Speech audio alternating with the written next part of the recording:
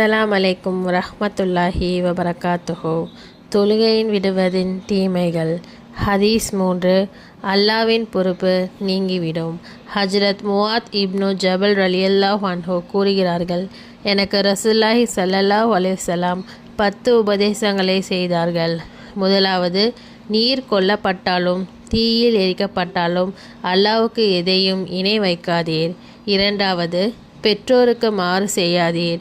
எதுவரையெனில் உமது மனைவியை விட்டுவிடும்படியும் முழு செல்வத்தையும் செலவழிக்கும்படியும் அவர்கள் கூறினால் கூட அதையும் மீறக்கூடாது.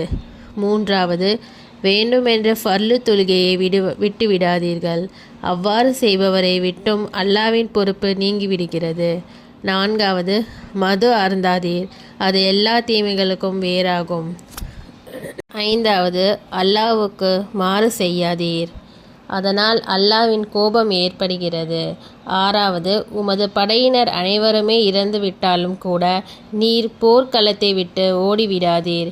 ஏழாவது, ஓரிடத்தில் காலரா போன்ற நோய்கள் பரவி மக்கள் மரணமடைந்தாலும் அந்த இடத்தை விட்டு அகலாதீர். எட்டாவது, உமது குடும்பத்தினருக்காக முடிந்தவரை தாராளமாக செலவு செய்வீராக.